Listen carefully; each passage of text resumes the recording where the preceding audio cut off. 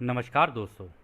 Law of one यानी एक का कानून, या कह लीजिए एक का ज्ञान, या कह लीजिए एक के तरीके, यह उसका 41वां सत्र है जो कि मार्च 20 1981 को रिकॉर्ड किया गया था।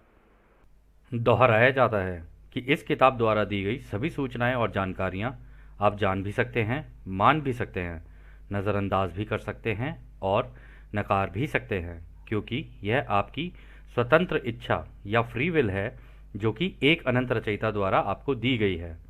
एक बात और कही जाती है कि लॉ ऑफ वन पूरी तरह से सभी के लिए फ्री है। यदि कोई इकाई या व्यक्ति इसको निजी स्वार्थ के लिए इस्तेमाल करे तो वह उसकी व्यक्तिगत जिम्मेदारी होगी।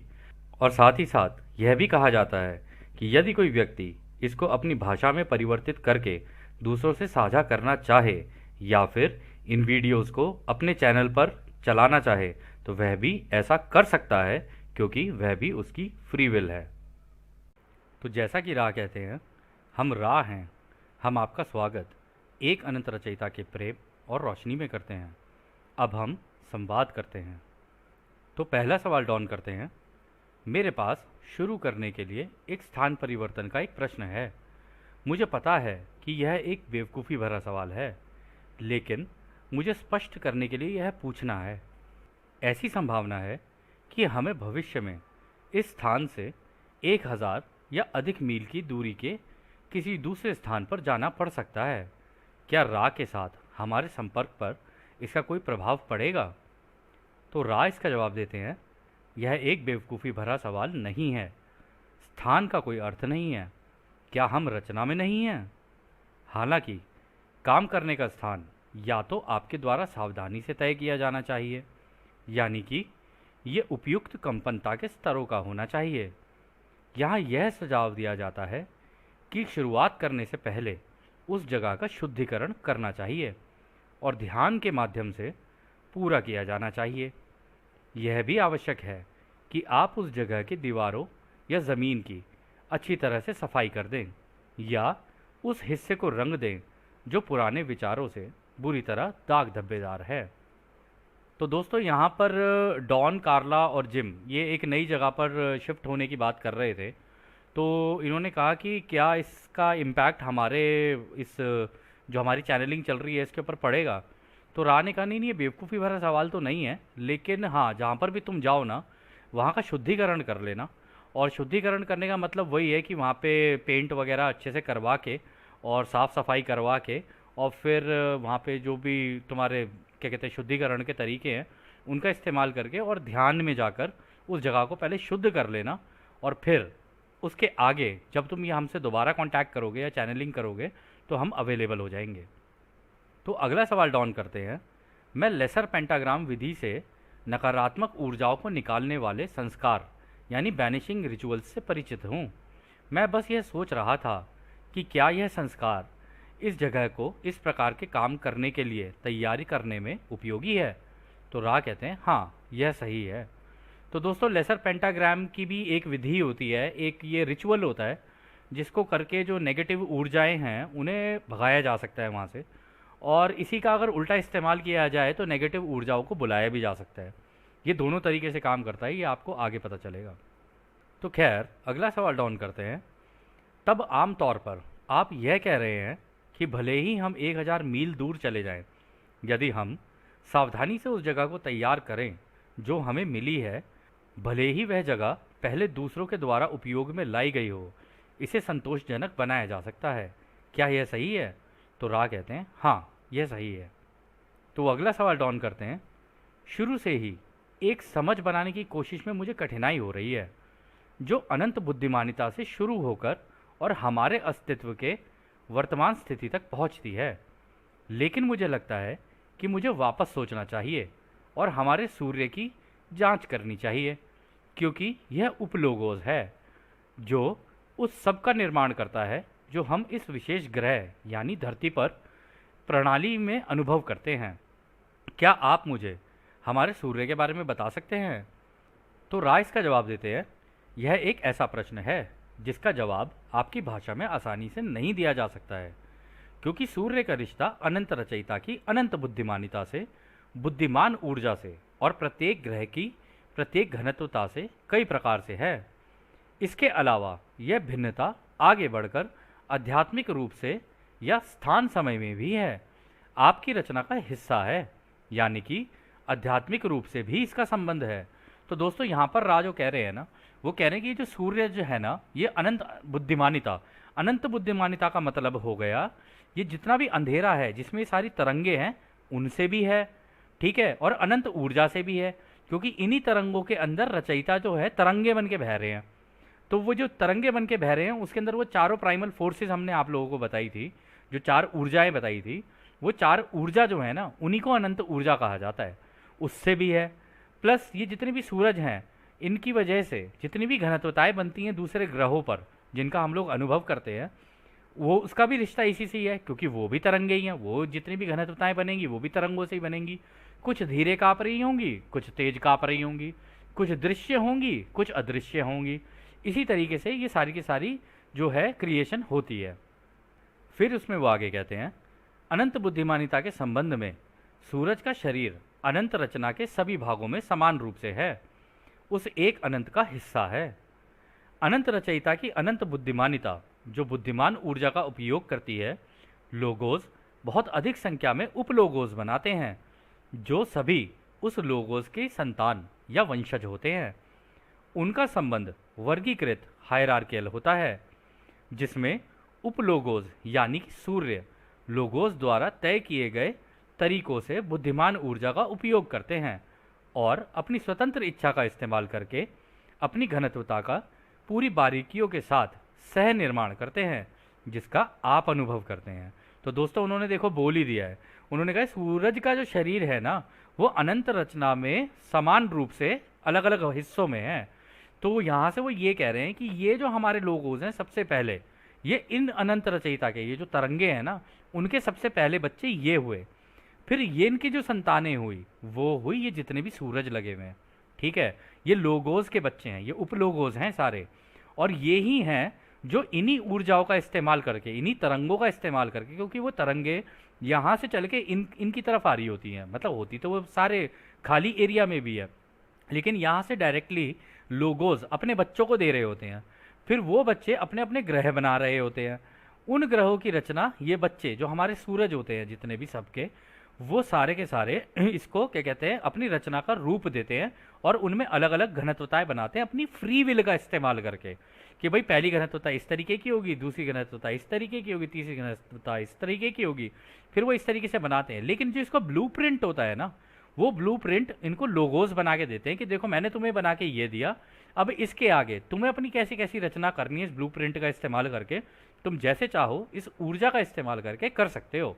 और इसमें भी उन्होंने कहा कि एक हर हिस्से में है, तो आप देखेंगे यहाँ पर भी हायरार्कियल स्ट्रक्चर उन्होंने कहा यहाँ पर कि एक हायरार्कियल स्ट्रक्चर है इसके अंदर भी।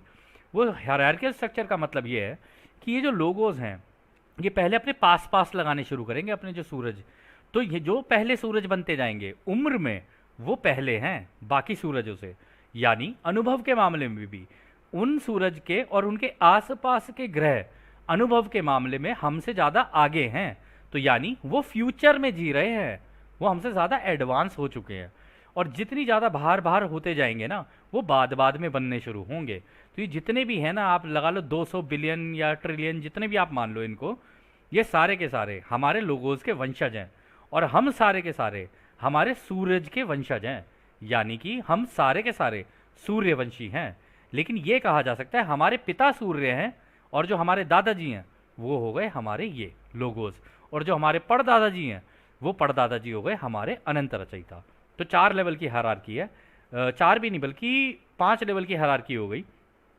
हम हुए हमारी धरती के बच्चे, धरती हुई सूरज की बच्ची, या फिर कह लो सूरज की वाइफ भी कह सकते हो, ठीक है, या फिर आप ये भी कह सकते हो इन दोनों का आपसी रिश्ता है, ठीक है। लेकिन अगर हम केवल बच्चे बच्चे के हिसाब से अगर हायरार्की को समझें तो हम हुए धरती के बच्चे, फिर धरती हुई सूरज की बच्ची, यानी सूरज हो गए हमारे दादाजी, ठीक है, और फिर यहाँ से ये हमारे लोगोस हुए हमारे परदादाजी, और जो हमारी ये अनंत रचयिता है जो ये तरंगे हैं वो हो गए हमारे परदादाजी।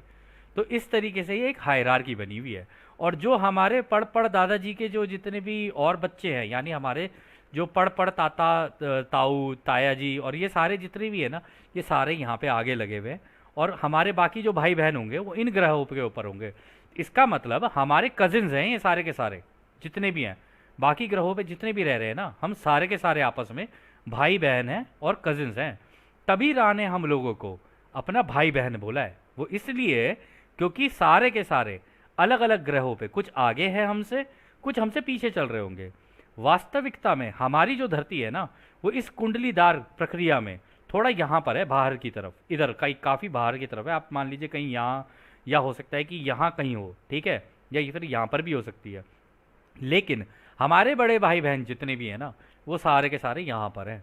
और वो भी एडवांस कर रहे हैं, हमसे तो खैर बहुत ही ज़्यादा एडवांस है, लेकिन वो भी धीरे धीरे आध्यात्मिक रूप पर, या कह लो आध्यात्मिक रास्ते पर चल के आगे निकल रहे हैं। फिर वो आगे कहते हैं, घनत्वता के संबंध में सूर्य के शरीर को भौतिक रूप से गैसीय तत्वों का एक बड़ा पिंड माना जा सकता है, जो घुलने मिलने की प्रक्रिया यानी फ्यूजन से गुजर रहा है और गर्मी और प्रकाश को फैला रहा है। तो दोस्तों, साइंस के अकॉर्डिंगली अगर देखा जाए तो सूरज के अंदर बोला जाता है हीलियम है, और वो जो हीलियम है ना, आपस में हाइड्रोजन की तरह जैसे होता है ना, आपस में फ्यूजन कर रहे हैं, मतलब आपस में कण कण जो है एक दूसरे से टकरा रहे हैं। और वो जब वो टकराते हैं ना, उसकी वजह से सोलर फ्लेयर्स और ये सारी चीज़ें चल रही होती है। उसी की वजह से सूरज के अंदर से रोशनी आ रही होती है, और वो जो रोशनी आ रही होती है वो रचयिता की अनंत ऊर्जा ही है, और रचयिता की ही अनंत रोशनी है। वो आ रही होती है और अपने आप को फैला रही होती है चारों तरफ। लेकिन गर्मी का कारण जो है वो है बाहर जो लगी हुई हमारी क्वारंटीन, या कह लो बाहर के जो हमारा एटमॉस्फेयर है, उसके ऊपर जब वो रोशनी पड़ती है, उनके अंदर के जो कण कण हैं, उनके अंदर आपस में जब टकराना शुरू होता है, जैसे हम हाथ घिसते हैं, उससे वो गर्मी पैदा होती है।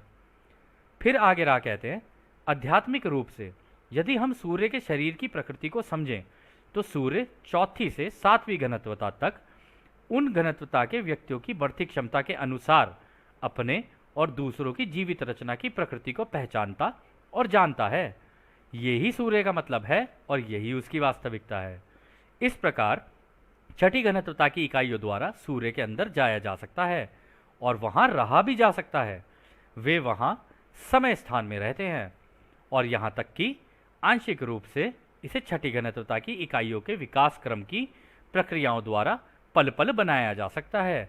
तो दोस्तों, यहाँ पर पता है रा क्या कह रहे हैं? रा कह रहे हैं चौथी घनत्वता से लेकर सातवीं घनत्वता तक के जितने भी होते हैं, जो दूसरों की सेवा के रास्ते पर चल रहे हैं, क्योंकि सारे अंत में तो देखो सारे के सारे चौथी छठी घनत्वता तक पहुँचते पहुँचते सारे ही उसमें हो जाते हैं, मतलब यूनिटी में आ जाते हैं, यानी दूसरों की सेवा के रास्ते पर ही आ जाते हैं सारे के सारे।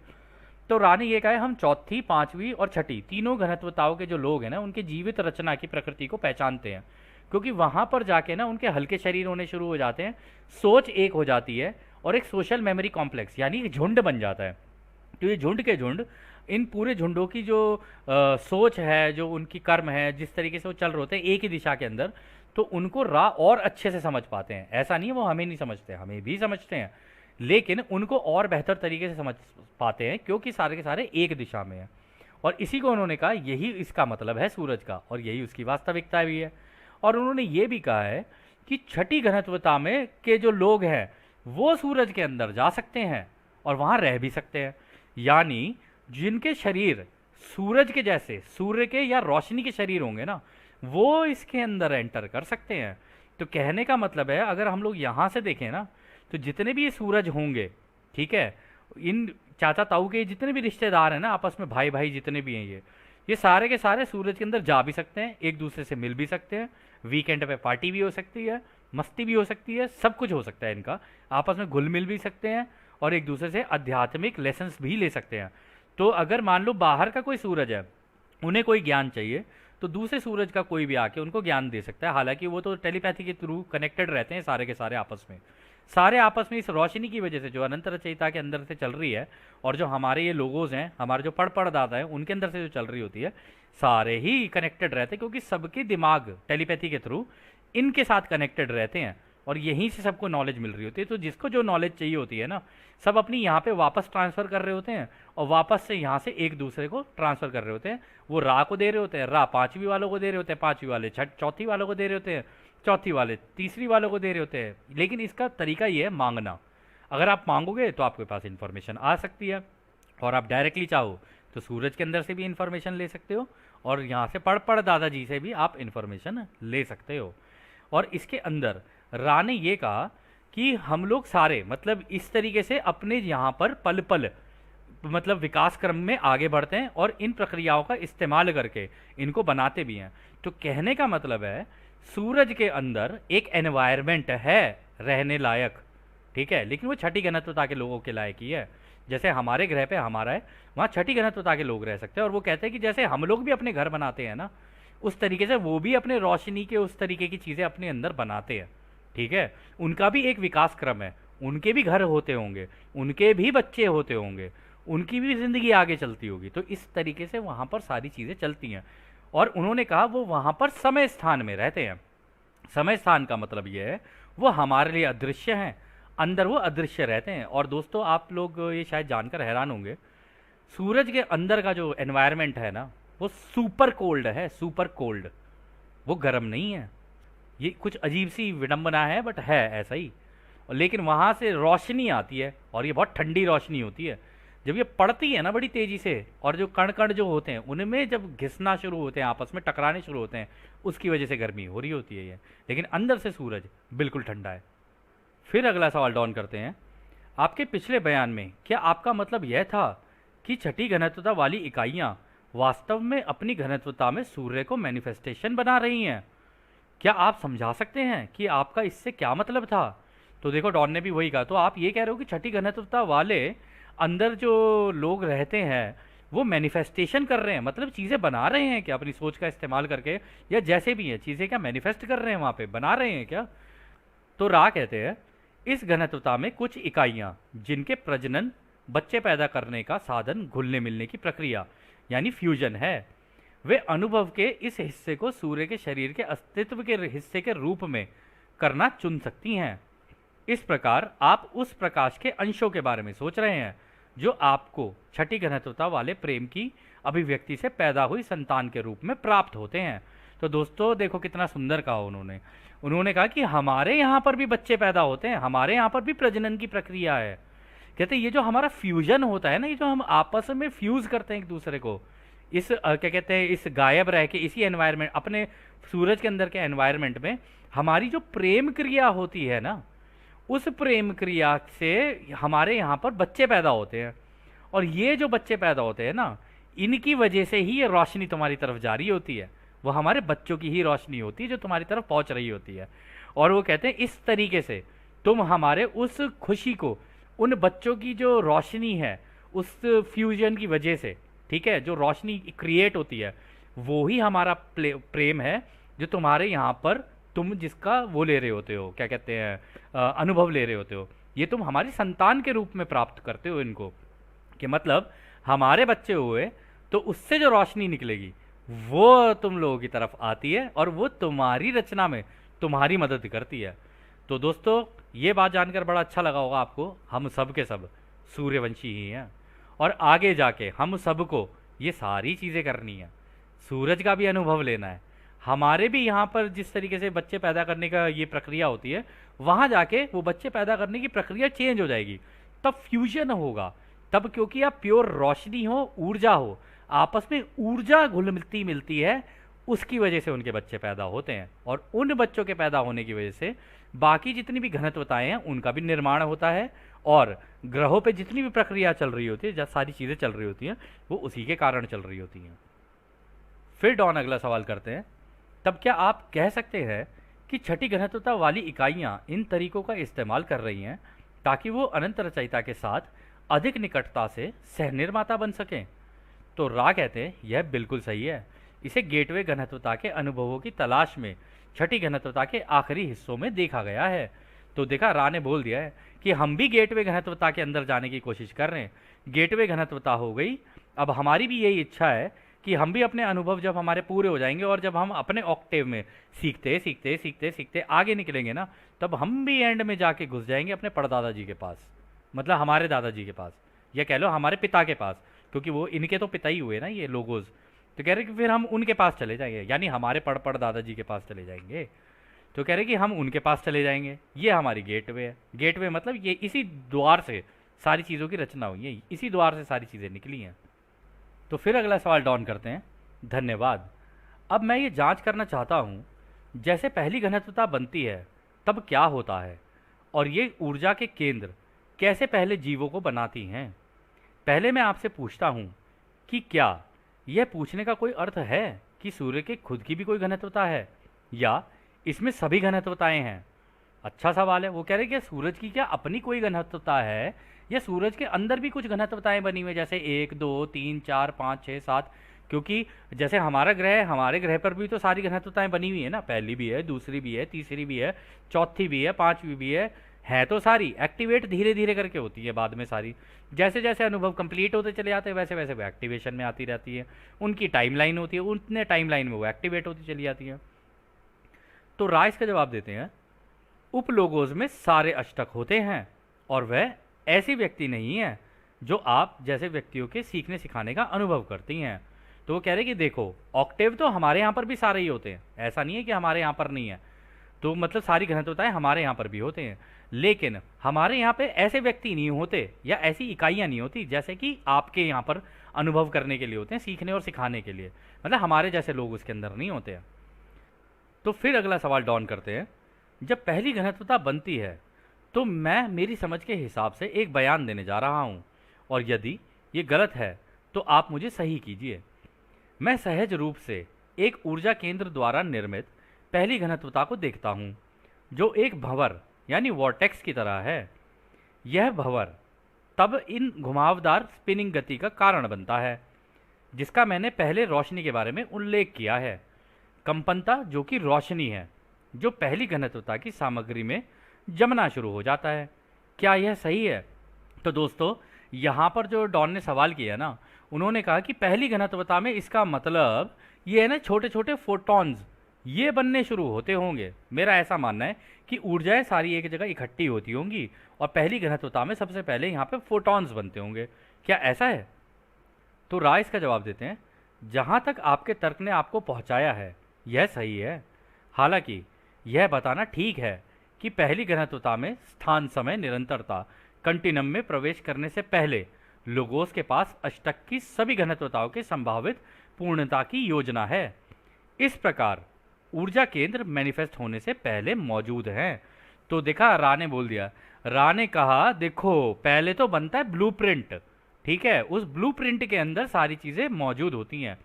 कहने का मतलब ये है कि ये जब सूरज बनते हैं ना, सूरज बनने के बाद बाहर के जो ग्रह लगाते हैं वो ये ही लगाते हैं, परदादाजी ही लगाते हैं।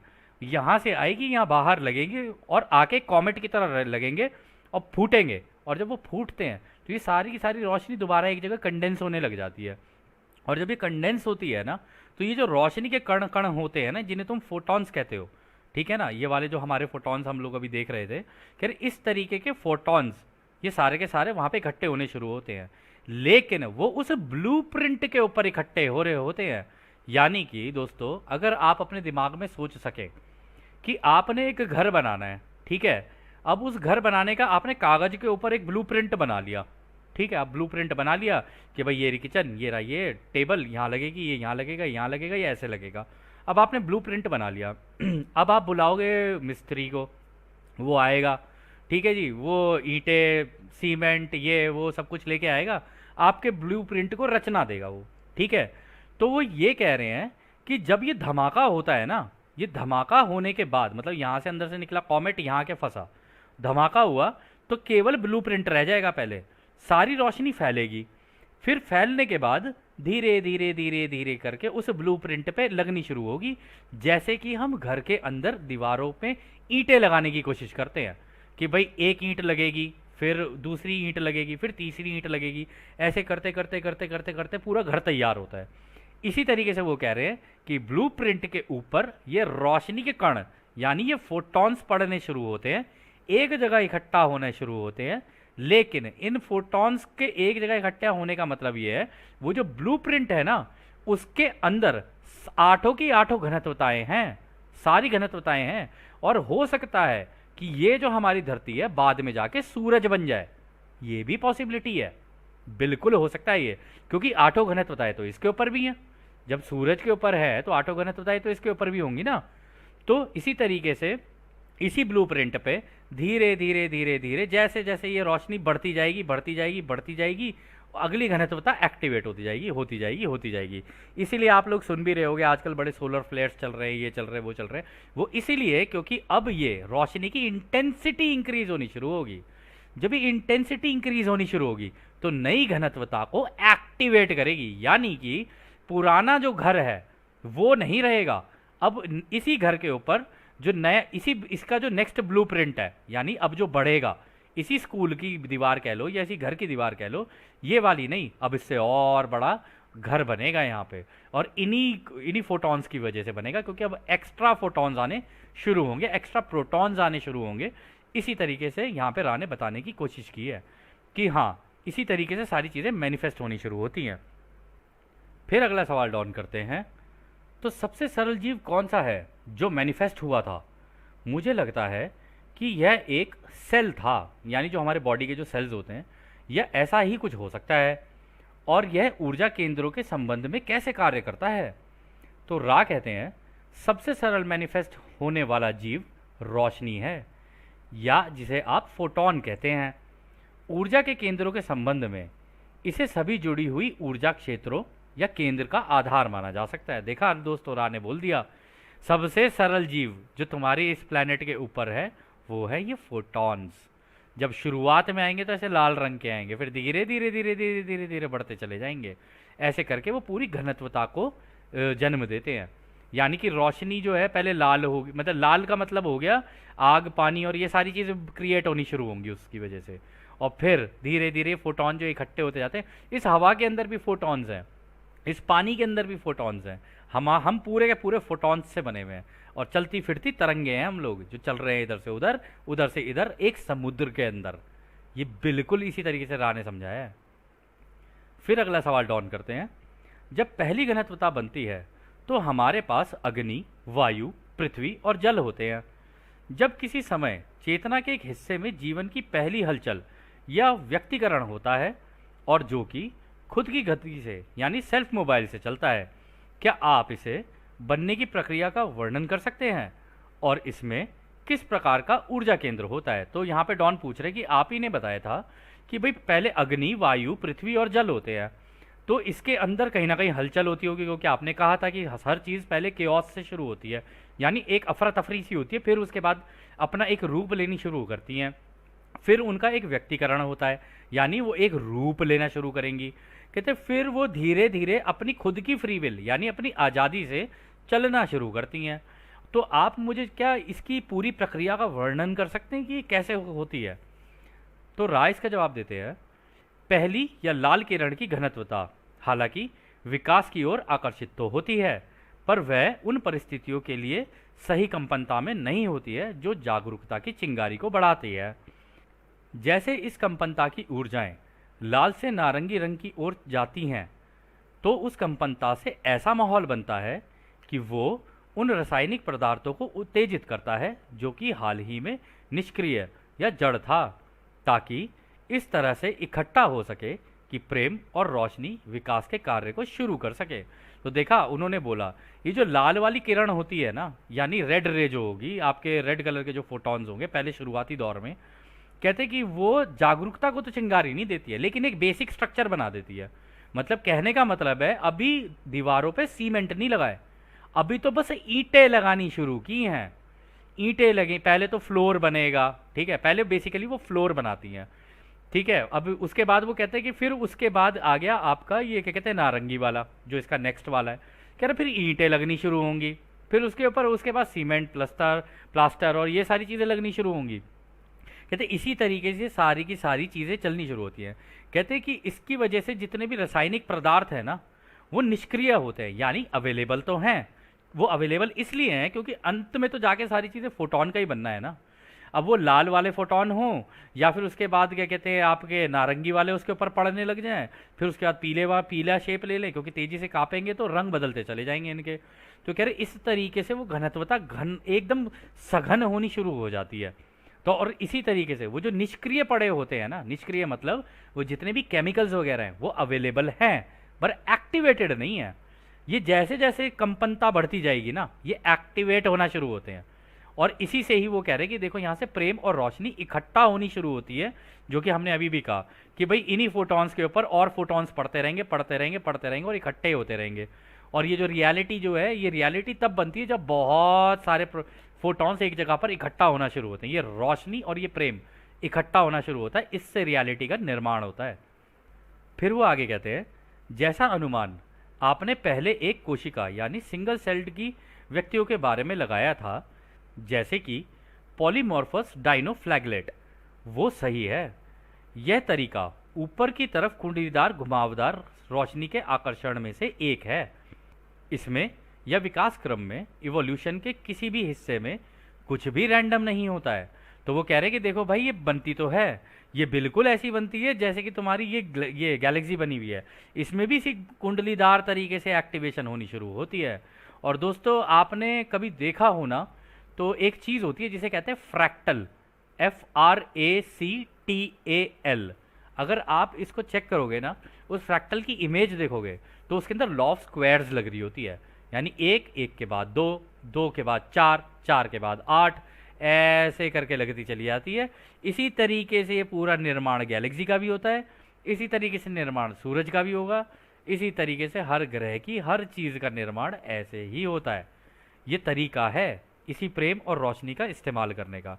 और यहाँ पे उन्होंने जो सिंगल सेल्ड यानी सिंगल सेल के बारे में जो बात की ना, जो हमारे बॉडी के सेल्स होते हैं, वो कह रहे कि हाँ, उसका जो तुमने ये उदाहरण दिया था ना, बिल्कुल सही दिया था।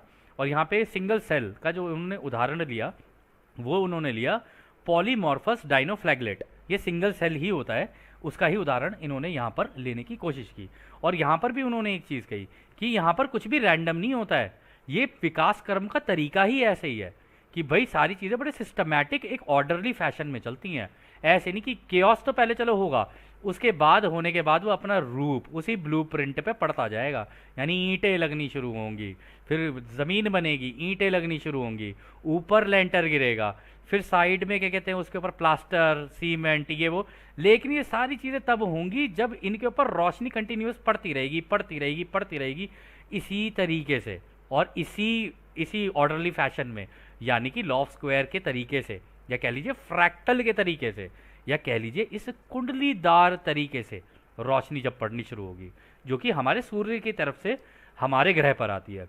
क्योंकि वहाँ पे ब्लूप्रिंट रेडी होता है, जब वो फटता है पूरा का पूरा, तो वो सारी की सारी जो गैस तत्व होते हैं, या कह लो कि जितने भी फोटॉन्स होते हैं, वो सारे एक जगह इकट्ठा हो रहे होते हैं। और जब वो ब्लूप्रिंट के ऊपर जम जाते हैं ना, यानी ईंटें लग गई, अब उनके ऊपर प्लास्टर वगैरह लगेगा, तो सूरज जो है ना, वो अपनी रोशनी कंटिन्यूसली फेंकते रहते हैं, उसके ऊपर फेंकते रहते हैं फेंकते रहते हैं। और जितनी तेज़ी से रोशनी आती रहेगी, उतने ज़्यादा फोटॉन्स की क्वांटिटी आएगी, और जितने ज़्यादा फोटॉन्स की क्वांटिटी आएगी, उतनी ज़्यादा सघन होती चली जाएगी वो जगह। यानी कि एक निर्माण होना शुरू होगा, एक ग्रह का निर्माण। फिर अगला सवाल डाउन करते हैं, जैसा कि मुझे याद है पॉलीमॉर्फस डाइनोफ्लैगलेट में तांबे पर आधारित कोशिका सेल के बजाय लोहा होता है, क्या आप उस पर टिप्पणी कर सकते हैं? तो वो ये कह रहे हैं कि इस सेल के अंदर जितना मुझे पता है, अंदर जो इसका एक्चुअल धात्विक तत्व है वो तांबा नहीं है, कॉपर नहीं है, वो है आयरन। क्या आप मुझे इसके बारे में कुछ बता सकते हो? तो राइस का जवाब देते हैं, यह जानकारी केंद्रीय नहीं है, यानी कि इससे कोई फर्क नहीं पड़ता है। किसी भी मेटाबॉलिज्म का आधार वही होता है जिस रासायनिक पदार्थों में वो पाया जाता है, उस पदार्थ का स्रोत ओरिजिन क्या है। तो कह रहे देखो, इससे कोई फर्क नहीं पड़ता कि उसका वो क्या है, क्या कहते हैं, वो आयरन से बना है या कॉपर से बना है, उससे कोई फर्क नहीं पड़ता। उसका मेटाबॉलिज्म, उसकी नेचुरल स्टेट क्या है ना, वो उसी के ऊपर आधारित है, क्योंकि उसके पास फ्री विल है। फ्री विल की वजह से वो चुन सकता है कि उसको कैसा कैसा रूप लेना है, या अपने अंदर कैसा रखना है उसको। और वो कह रहे हैं कि इससे ये इससे फर्क पड़ता है कि उसका ओरिजिन क्या है, कि कहाँ से वो शुरू हुआ है। यानी फ्री विल का इस्तेमाल करते हुए इन फोटॉन्स के अंदर से उसने कौन सा ओरिजिनल पैटर्न चुना है। क्योंकि इन्हीं फोटॉन्स के अंदर अगर आप ऊर्जाएं मिला रहे हो, अगर आप इन्हीं ऊर्जाओं को मिलाते रहो, इन्हीं तरंगों को मिलाते रहो, इन्हीं तरंगों को मिलाने से कॉपर भी बन सकता है, इन्हीं तरंगों को मिलाने से आयरन भी बन सकता है, इन्हीं से फॉस्फेट भी बन सकता है, कुछ भी बन सकता है इनसे। तो उनमें से अपनी आज़ादी का इस्तेमाल करके वो सिंगल सेल क्या चुनता है ना, उससे उसका खुद का मेटाबॉलिज्म डिसाइड होता है, और उसी से उसकी अपनी खुद की रचना डिसाइड होती है, और उसी से पता चलता है कि हाँ भाई मेरा शरीर कैसा होगा, या मैं आगे जाके कैसे बढ़ूंगा, और उसी दिशा में वो निरंतर बढ़ता है। फिर अगला सवाल डॉन करते हैं, मैं इस पर इसलिए टिप्पणी कर रहा था क्योंकि यह दर्शाता है कि हमारे पशुओं के जीवन की गति में तांबे पर आधारित कोशिकाएं सेल्स हैं, फिर भी इसमें पौधे के जीवन की लोहे पर आधारित कोशिकाएं हैं, जो संभवतः पौधे से जानवर में परिवर्तन का संकेत देती हैं। क्या मैं गलत हूँ? मेरी याददाश्त इस पर थोड़ी अस्पष्ट है।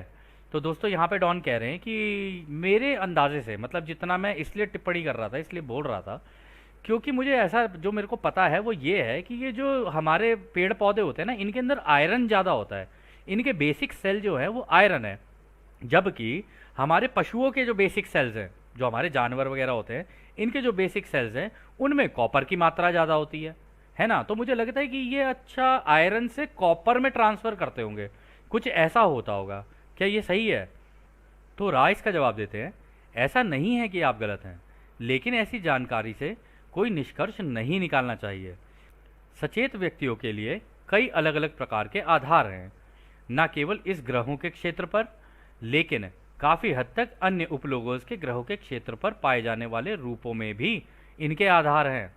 रासायनिक वाहन वह है जो सबसे सुविधाजनक रूप से चेतना को धारण करता है। चेतना का कार्य एक भौतिक वाहन की रासायनिक बनावट के बजाय उसकी रुचि का विषय है, यानी कि चेतना अपनी इच्छा से कार्य करती है, उसकी बनावट से इसका कोई संबंध नहीं है। तो देखा दोस्तों, वो ये कह रहे हैं कि देखो ऐसा नहीं है कि केवल तुम्हारे प्लेनेट पे ही ये जो कॉपर, आयरन और ये सारी चीज़ों की तुम बात कर रहे हो, ये तो जो दूसरे उपलोगों हैं, यानी जो दूसरे सूरज होंगे, उनके जो ग्रह होंगे, उन पर भी अवेलेबल होगा। लेकिन उस ग्रह की जो एंटिटीज़ है, यानी ये जो फोटॉन्स हैं, इनकी भी तो स्वतंत्र इच्छा है ना कि वो क्या चुनते हैं। अब किसी वहाँ के हो सकता है कि जानवर आयरन को ज़्यादा वो प्रेफर करते हों, या कोई और एलिमेंट को ज़्यादा प्रेफर करते हो, ठीक है ना।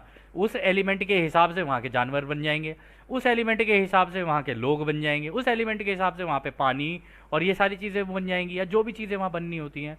कई जगहों पर तो कहा भी नहीं जा सकता कि किस किस तरीके का एनवायरनमेंट होगा, अलग अलग हो सकते हैं, और वहाँ के लोगों का रूप और उनकी रचना भी अलग हो सकती है हमसे। लेकिन जो ये चेतना है ना, यानी ये जो तरंगे हैं, ये सबके लिए बराबर है। ये तो जितनी चीज़ें हो रही हैं उसका कारण, मूल कारण है स्वतंत्र इच्छा।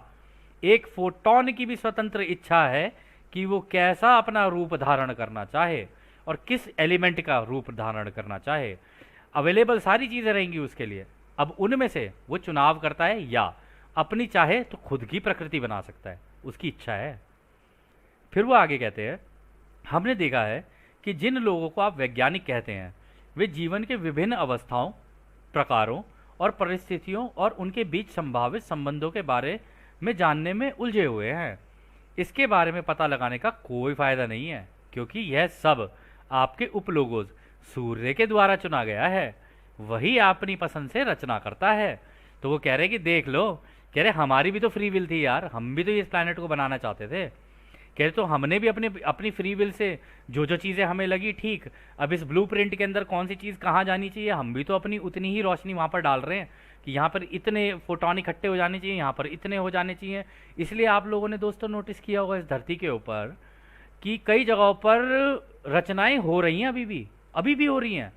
कई जगहों पर पेड़ पौधे हो उग रहे हैं, कई जगहों पर ख़त्म हो रहे हैं, कई जगहों पर नए नए पहाड़ क्रिएट हो रहे हैं, कई जगहों पर कुछ क्रिएट हो रहा है, कई जगहों पर कुछ क्रिएट हो रहा है। उसका कारण ही यही है क्योंकि ये जो ब्लूप्रिंट उनको बना के दिया गया है ना, उसमें हमारे सूरज वो भी तो अपना एक्सपेरिमेंट कर रहे हैं, अपनी रोशनी भेज भेज के वो भी तो अपने फोटॉन्स को भेजे जा रहे हैं। कहीं पे ज़्यादा कर देते हैं इकट्ठे, कहीं पे कम इकट्ठे कर देते हैं। जहाँ ज़्यादा इकट्ठे हो जाएंगे वहाँ पे हार्ड हो जाएंगी चीज़ें, जहाँ कम इकट्ठा करते हैं वहाँ पे हल्की हो जाएंगी चीज़ें। इसी तरीके से पानी का निर्माण हुआ, इसी तरीके से पहाड़ों का निर्माण हुआ, इसी तरीके से पेड़ पौधों का और हर चीज़ का निर्माण हुआ। लेकिन वो वहाँ पे डाल तो देते हैं, लेकिन उनको अपनी स्वतंत्र इच्छा भी दे देते हैं। अब तुम्हें जो करना है तुम कर सकते हो, तुम जैसा चाहो वैसा रूप ले लो, तुम्हारी इच्छा है। तो उन्होंने पहले से ही डिसाइड करके अपने ब्लूप्रिंट के अंदर अपना एक रूप लिया होता है। ये तो बस केवल उसके ऊपर रोशनी डाल डाल के, उसके ऊपर ये फोटॉन्स की बरसात कर करके ना उनको रूप देना शुरू कर देते हैं। इस वजह से हर चीज़ का रूप अलग होता जाता है। तो खैर दोस्तों, यह सत्र काफ़ी लंबा था और हम इसको हो सकता है 2 भागों में या हो सकता है 3 भागों में करें, क्योंकि काफ़ी सुंदर है और इसमें रचना का निर्माण कैसे होता है और ये सारी चीज़ें बताई गई हैं। तो अब हम दोस्तों आपको इसको अगले सत्र में कंटिन्यू करेंगे, और जैसा कि राह हमेशा कहते हैं, अब हम आपको उस एक अनंत रचयिता के प्रेम, उसकी रोशनी, उसकी शक्ति और उसकी शांति में छोड़कर चलते हैं। आदने हमारे दोस्तों, आदने वासु। धन्यवाद।